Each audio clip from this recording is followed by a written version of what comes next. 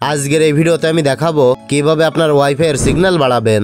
আমরা যখন অনেক দূরে চলে যাই তখন কিন্তু আমাদের ওয়াইফাই এর সিগন্যালটা সঠিকভাবে পায় না, কিন্তু আজকের এই ভিডিওতে আমি আপনাদের এমন একটি সিক্রেট বলে দেব যেটার মাধ্যমে আপনার ওয়াইফাই এর সিগন্যাল অনেক দূর থেকে পাবেন। সেটা কিভাবে করবেন A to Z live proof আপনাকে দেখিয়ে দেব, তাই ভিডিওটা মনোযোগ সহকারে দেখতে থাকুন।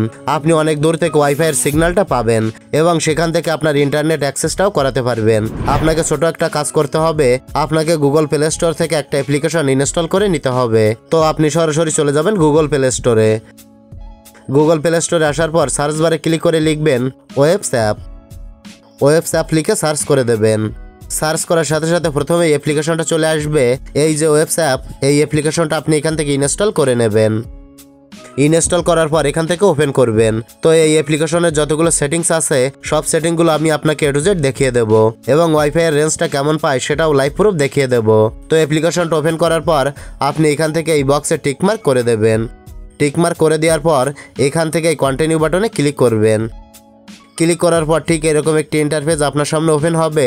তো আমি যদি এখান থেকে ডিভাইসে ক্লিক করি তাহলে দেখতে পাচ্ছেন আমার এখানে কোনো ডিভাইস কিন্তু নেই, কোনো ডিভাইস কিন্তু পাচ্ছে না। তো আপনি কি করবেন, এখানে দেখতে পাচ্ছেন ওয়েবস ফিল্টার নামে একটি অপশন রয়েছে, এখানে ক্লিক করে এটা টিকমার্ক করে দেবেন। টিকমার্ক করে দেওয়ার পর উপরে দেখতে পাচ্ছেন চ্যানেল নামে একটি অপশন রয়েছে, আপনি কি করবেন এই চ্যানেলের উপর একটা ক্লিক করবেন। ক্লিক করার পর এখানে দেখতে পাচ্ছেন 5G একটা অপশন চলে এসেছে, তো এটাকে আপনি এখান থেকে এনাবল করে দেবেন। এনাবেল করে দেওয়ার পর একেবারে উপরে দেখতে পাচ্ছেন রিফ্রেশ করার একটি বাটন রয়েছে। এই যে রিফ্রেশ করার একটি সেটিংস, এটাতে যদি আপনি ক্লিক করেন তাহলে আপনার ওয়াইফাই এর স্পিডটা কিন্তু বেড়ে যাবে। তো আপনি কি করবেন, এই রিফ্রেশ বাটনের উপর একটা ক্লিক করবেন। ক্লিক করার পর আপনার মোবাইলের যে লোকেশনটা আছে সেই লোকেশনটা আপনাকে অন করে দিতে হবে। তো আমি এখান থেকে লোকেশনটা অন করে দিচ্ছি।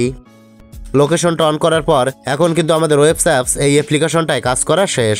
এবার আমরা ওয়াইফাই এর সিগন্যালটা বেশি পাওয়ার জন্য কি করব, উপর থেকে আবারও রিফ্রেশ বাটনে ক্লিক করব। তাহলে কিন্তু আমাদের ওয়াইফাই এর স্পিডটা বেড়ে যাবে। দেখতে পাচ্ছেন এখন কিন্তু আমার ওয়াইফাই এর স্পিডটা বেড়ে গেছে।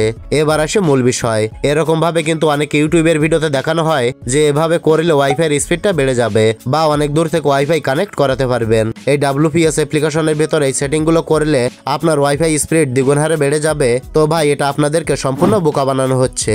এরকম ভাবে আপনারা কোনোদিনও কোনো অ্যাপ্লিকেশনের মাধ্যমে বা এই WPS অ্যাপ্লিকেশনের মাধ্যমে ওয়াইফাই এর স্পিড বাড়াতে পারবেন না বা দূর থেকে ওয়াইফাই কানেক্ট করাতে পারবেন না।